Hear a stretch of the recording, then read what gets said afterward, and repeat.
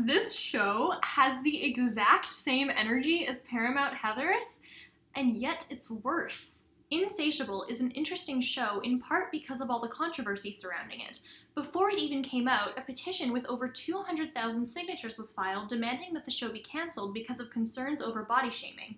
Comments left on the petition, like, "What kind of example does this set for young women?" and "I don't want young girls to hate myself the way I used to," reveal an intimately emotional reaction that a lot of people initially felt towards the show. This is primarily because of the trailer that was released 3 weeks ago. In it, it depicts a high school student named Patty shown in a very unconvincing fatsuit. Patty is bullied for her weight and is given the nickname Fatty Patty until she's punched in the face and has to have her mouth wired shut, losing her 75 pounds. The way the trailer frames the show is that suddenly everything improves for Patty. She stops being bullied, she feels better about herself, and finally she enters into a revenge plot where she systematically takes down all the people who bullied her. It's understandable that people would be pretty unhappy with the message that this premise sends. The idea that in order to stop being bullied and finally be happy with yourself, all you have to do is lose weight is not only blatantly incorrect, but is also pretty harmful to young people struggling with their body image. At the same time, the initial backlash to Insatiable was accompanied by a sort of counter-backlash. Now that the show's come out, the Reddit review thread skews mostly positive, the like-to-dislike ratio on the trailer is roughly 8-1, and the YouTube comment section is full of support, both from people who said it was unexpectedly good and people who were tired of those damn oversensitive millennials complaining about everything. So what's the truth? Is Insatiable a horrible, fat-shaming mess, or is it a genuinely good show that just suffered from a misleading trailer? So there's good news and bad news here. The good news is that the show does manage to handle Patty's weight with slightly more nuance than the trailer seems to suggest.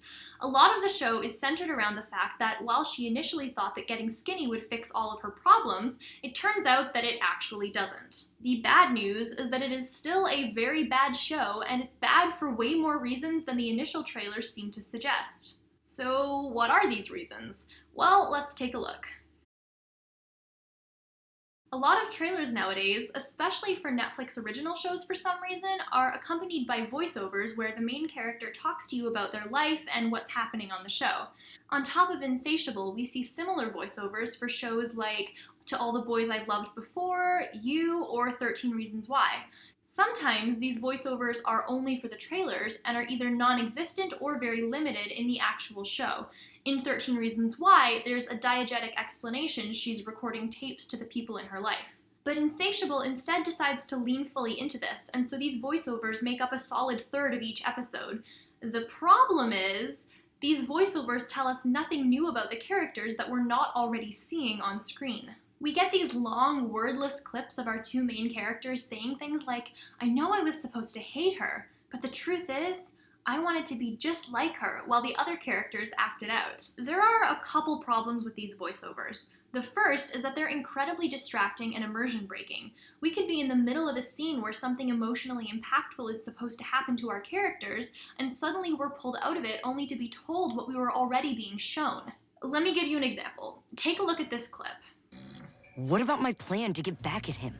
I got robbed. My demon was out and she was hungry. Insatiable. I still felt empty. Like the same pissed off fat girl. And I would have done anything to make that feeling go away. And then I saw it. Firestarter. Now take a look at the same clip, but without the voiceover.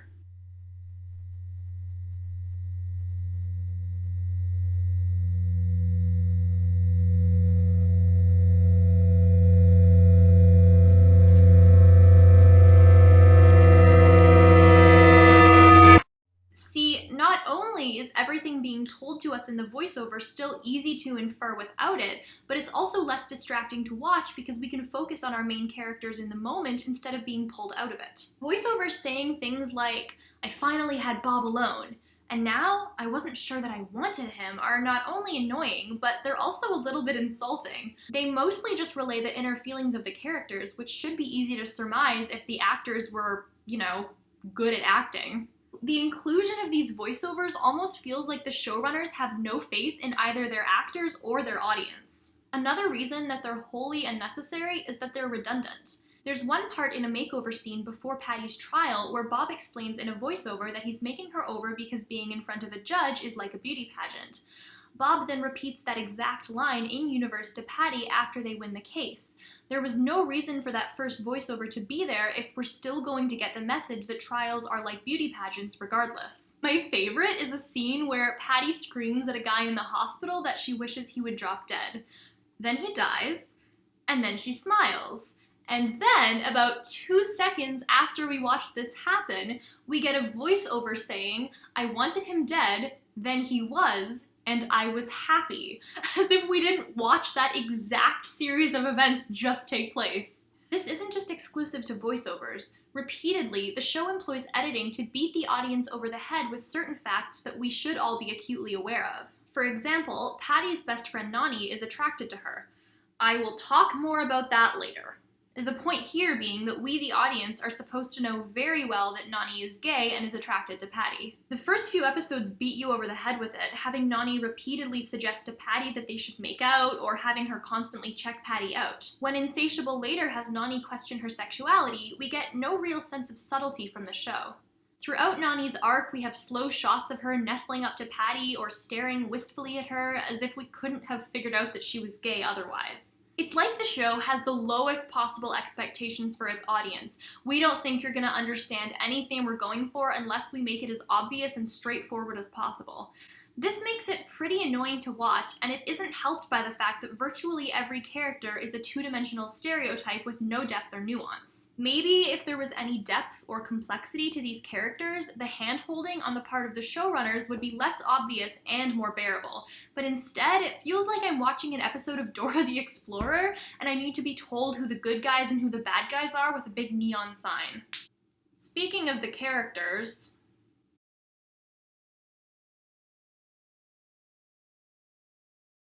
there are a few reasons as to why it's genuinely difficult to care about any of Insatiable's characters. The first is that there's a real lack of consistency when it comes to these characters' personality and motivations. This is especially noticeable with our main character, Patty, whose personality and desires seem to change on a dime. Mind you, not in the way where it's supposed to be a character trait. On the contrary, we're told repeatedly that Patty is incredibly single-minded and intensely devoted to her goals. And yet, despite what we're told by Patty and the other characters, there's no real consistency to Patty's character. By the show's 6th episode, Patty has already changed who she's in love with like 3 times, and she repeatedly cycles through various motivations: revenge, romance, friendship, based on whatever the plot wants her to do at that moment. There's no real sense of consistency to her character, which makes it hard to root for her. On top of that, it's hard to feel any real sympathy for Patty when we don't know anything about her. All we really get is that she was fat, now she's not, and she wants revenge. Everything else seems subject to change based on what the plot demands of her. First of all, we only get like 2 minutes of Fatty Patty, and most of that is just devoted to cartoonish shots of her being bullied. We don't get any real sense of her interests, her values, or her personality traits. As a result, when Patty loses weight, we don't get a sense of any real transformation beyond the physical. One of the factors when the characters are considering whether or not Patty could have killed a homeless guy was how different she was now that she's lost weight.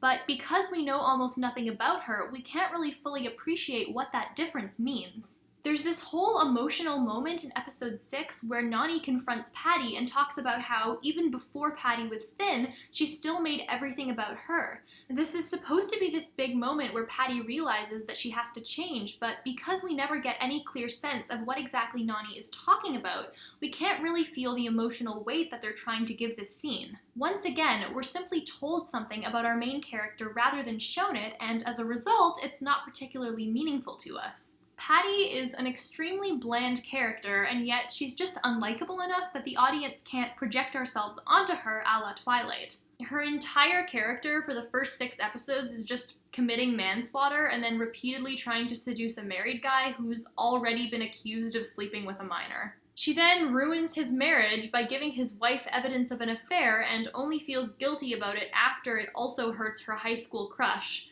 The most frustrating part is she never seems to learn from her mistakes. Every single opportunity she's given to do something shitty and selfish, she takes. She cheats on 2 boyfriends in succession. She cheats at a beauty pageant by stealing the pageant's quiz answers. Her first conversation with Nani after the aforementioned argument is her not apologizing, but demanding Nani leave a date to help her study. She rips a wheelchair out from underneath someone to prove she's not really paraplegic. We're supposed to feel bad that everyone is mad at her for doing that, BT dubs. She then outs her pageant coach to his entire family and then gets mad at him when he doesn't want to talk to her anymore and starts coaching someone else. She then steals a car and plans to commit kidnapping to sabotage her opponent's pageant performance while simultaneously breaking a promise to her best friend and her boyfriend. The worst part is that it's framed like this big face heel turn where she finally makes this horrible decision to let go of her integrity when she literally never had any integrity in the first place. It turns out that Roxy and her mother were prepared and end up kidnapping her in turn.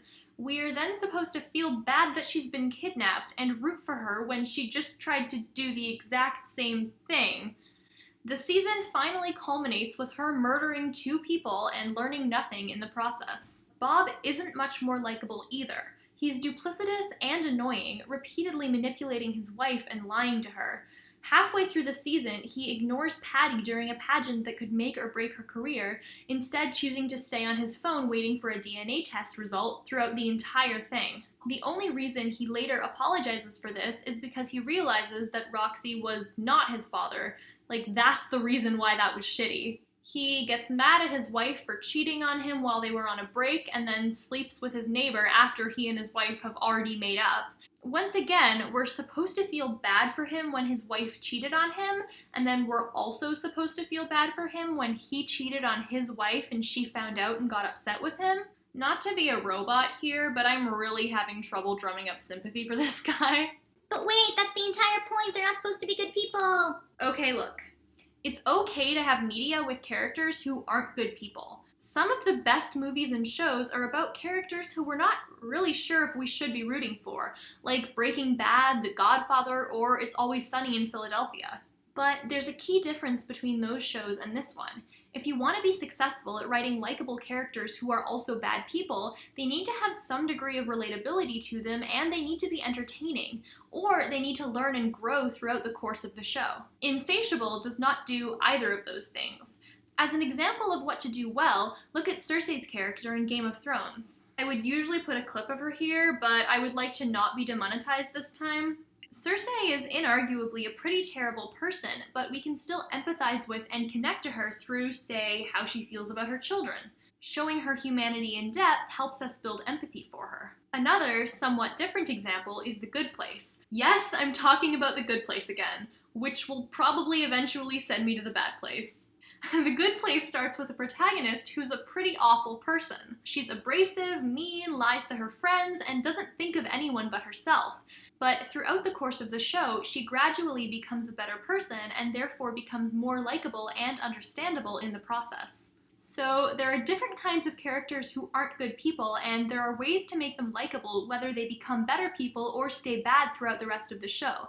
The problem with Insatiable is that it doesn't do either of those things. No one on the show ever learns from their mistakes or experiences any real growth. Stuff happens to them, sure, but nothing that happens to them ever leads to any fundamental changes or developments in who they are as people. At the same time, there's nothing really relatable about them either. The show's over-the-top nature means that everything that happens to them is out there and ridiculous, like being tasered in a hot dog costume or performing an exorcism last minute. That's fine in and of itself, the show is ostensibly a comedy, but because there's nothing really connecting us to our protagonists, it's also hard to find any of it particularly funny. None of it has any real meaning, it's just stuff that happens. Similarly, the way that Insatiable attempts to build empathy with our bland, unlikable protagonists is just by having bad stuff happen to them.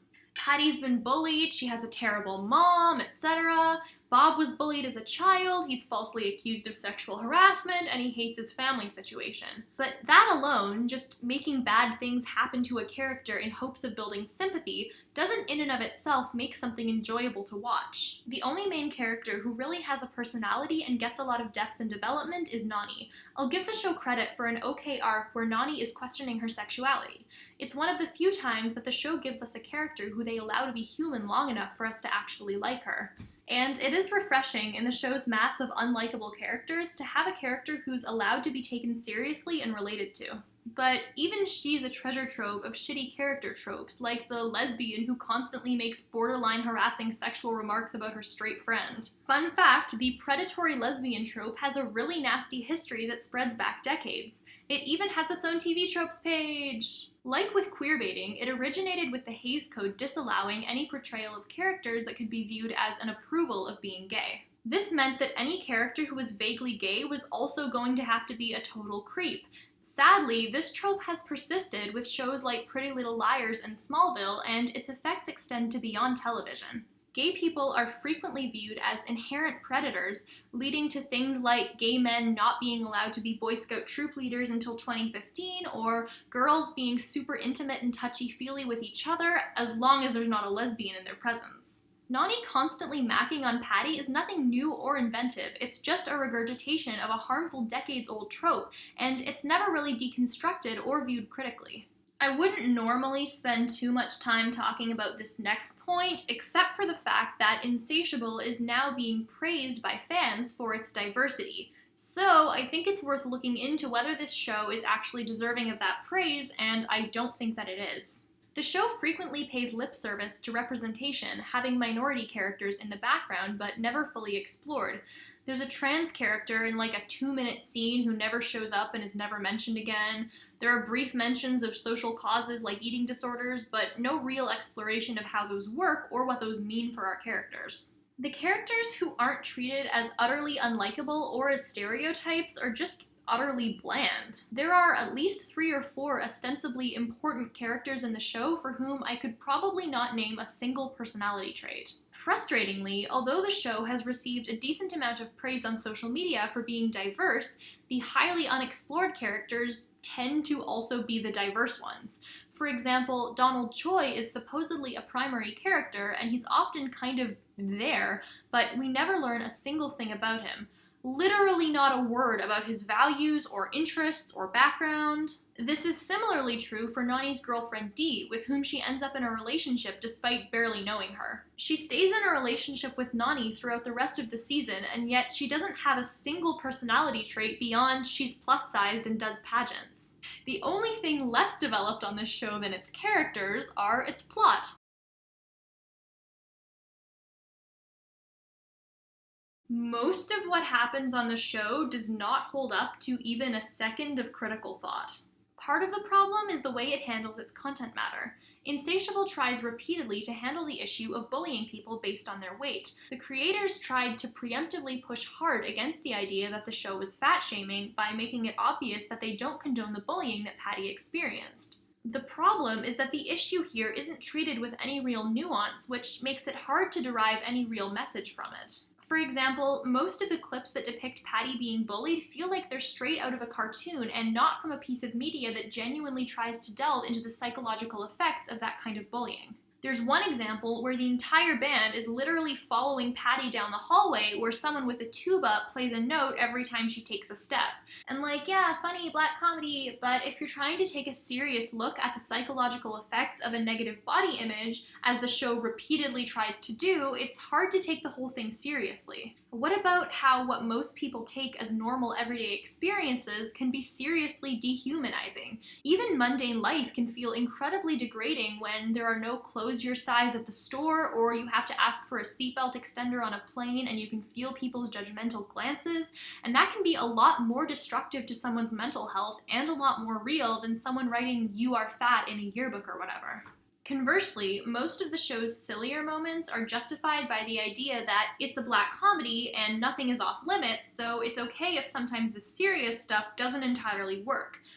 The problem is, the comedy doesn't really work either. The funniest punchline that the show has for the first few episodes is, ass cancer, and it gets repeated over and over and over again with a host of other unfunny toilet humor. Yeah, they literally plagiarized a joke from Cards Against Humanity, made it less funny, and then turned that into the foundation of their comedy for an entire season. This bodes well. The other way that this show justifies being not very good is that it references all of the tropes it employs, as well as other similar movies, like being self-aware absolves it of all of its writing problems. We get a lot of "this is like in Breakfast Club," where "Don't You Forget About Me" plays in the background, or "this is like in every awesome teen movie ever," or "this would be the part in a teen movie where you get cooler friends," or "this is like Karate Kid." Magnolia and Christian going out to make Patty jealous is even said to be like one of those stupid movies from the 80s. One of the cafeteria scenes where Patty is invited to sit with the popular kids after not being sure where to sit is taken almost shot for shot from Mean Girls. The problem with this is that it quickly starts to get stale, which is when it becomes painfully obvious that the show doesn't have much going for itself on its own. References aren't inherently bad on their own. Sometimes they can deepen our connection to a story by invoking something with which we're already familiar, but they're best in small doses. For example, the film Pitch Perfect leans on The Breakfast Club for its romance subplot, but still stands on its own as a whole. But when your entire show relies on the presence of other shows and movies, it's weakening itself and letting itself become eclipsed by the numerous, much better works of media upon which it relies. Similarly, whenever Insatiable employs tired or cliched tropes, it feels the need to point this out to its audience. For example, when the only two Asian characters on the show, one of whom, BT Dubs, is played by a 27-year-old with a horribly fake accent, end up hooking up, one of them says, "This is so cliche, we're the only two Asians at school." The idea here is that pointing out the cliche means they're suddenly absolved of any criticisms of lazy writing, because, they're self-aware. But the problem is that this tends to have the opposite effect. This tells us not only that you employ bad writing, but that you employ bad writing, are aware of it, and have no intention of stopping. Honestly, I kind of think that's worse. Another problem with the show is a lack of accountability. Insatiable repeatedly uses one-dimensional characters to directly avoid people having to make hard decisions. During episode 4, Patty was struggling with whether or not to break up a marriage she was initially planning on breaking up, yeah, these characters are not likable people, because she was starting to bond with his wife. This could be an actual conflict that could tell us a bit more about the characters and let them develop. But by the end of the episode, it turns out that the wife was actually a horrible person all along, and Patty immediately breaks up the marriage with no internal conflict about it. Suddenly, we get easy answers and guilt-free decisions. Honestly, it feels like a lazy cop-out. Another time this happens is in the show's 9th episode, where Patty rips a wheelchair out from underneath Dixie, a paraplegic girl who she believes to be faking it. It turns out she wasn't faking it, and Patty for once has to deal with the consequences of her actions and confront the guilt surrounding what she did. Except, in the next episode, before she has the chance to fully do that or grow at all, it's revealed that Dixie was in fact lying about being paraplegic and Patty was right all along. She's absolved of any consequences during situations that should allow her to grow and develop as a character. There's no moral dilemma here. There are also several plot elements that are just difficult to believe as they come out of nowhere. Every 4 episodes or so, the show takes a bizarre tonal shift that seems to be coming out of left field. The first 4 episodes are mainly centered around pageant life and teen drama. About halfway through the season, the show takes a weird hard turn into religious territory, and it's suddenly about demons and exorcisms. Finally, the season finishes off as a true crime thriller. All of these genres require vastly different tones, and the kind of things that would happen in each genre depend very largely on the kind of decisions their characters would make. The kind of character who would agree to get an exorcism in a religious drama isn't necessarily the same kind of character who would attempt to abduct someone in a taco suit in a thriller comedy. The show's flexible characterization has been mentioned before as a detriment to us caring about the characters, but it also actively harms the plot by making every twist and turn seem less plausible. For example, we're supposed to feel the weight of the Patty-Christian relationship when he gets her to run away to Hollywood with him in episode 7, because, we're doing that now. But given that literally 1 episode earlier he was scheming to help ruin her pageant experience, and before that dated her rival to piss her off, and before that lied to her about being able to trace a hacker so he could exploit her help, it's just difficult to believe that she would have any real emotional connection with the guy. This is especially true when before that, her whole character was about revenge, so we're supposed to believe that she holds grudges and doesn't forgive anyone. The only thing that's consistent here is a lack of consistency, and because of that, the plot becomes less and less believable.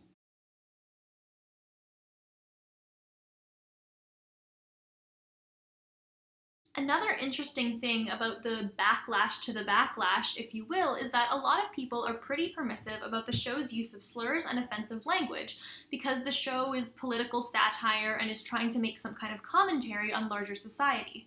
And sure, satire has used that kind of content as a way to ridicule power for as long as satire has existed.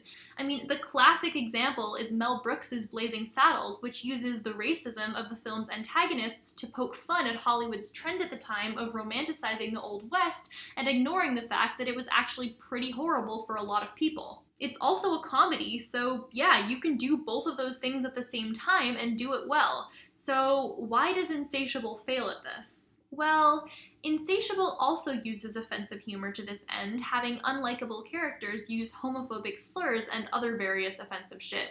We also get some delightful jokes about prison rape and gay people. And sure, this humor can be a way to satirize social problems, but in this case, these jokes don't really serve any larger purpose at all, nor are they actually funny. It's just saying something offensive and waiting for audience laughter. They think this suffices as commentary, and it doesn't. For example, there's this scene where a gay character is seducing another character who is struggling with his sexuality, and they both have this sort of back and forth about how bisexuality doesn't exist, and it's just a stop on the train to Gaysville, which is a delightfully funny, ridiculous stereotype that many people actually believe. I don't think that the creators genuinely wanted us to agree with the main characters here, but there's also no criticism or satirization of the idea. The show never really does the work to convince us that the statements of these characters aren't true. And sure, a smart audience can usually decide for itself that, like, bi people exist and homophobia is bad, but that doesn't mean that the show itself is saying that, and its weak attempts at satire often read less like they're making fun of bigotry and more so that they're just showing bigotry to us and expecting us to assume that the creators' intentions were good. This is especially somewhat concerning coming from Netflix, given that Netflix originals in the past have failed to mention bi people by name. For example, Orange is the New Black using language like, she used to be gay and now she's straight. Given that the show is a satire and it's therefore responding to certain problems in society, it's also somewhat questionable which problems it attempts to respond to. For example, the reason that Bob is disgraced and hated by everyone is because an unhinged woman got up and accused him of molestation out of nowhere, and everyone automatically believed her and demonized him. This is certainly a choice. That's not to say that false accusations never happen, certainly they do, but having this be a response to the Me Too movement is very odd. Having a high-powered lawyer's life being entirely ruined because a woman said he molested her is kind of disingenuous when people in similar situations are still doing fine. Aziz Ansari, who most people cite as a good gray area in these kinds of situations, is having his show brought back to Netflix. Catfish's Nev Schulman was accused of sexual misconduct and is still the lead of a highly successful MTV show.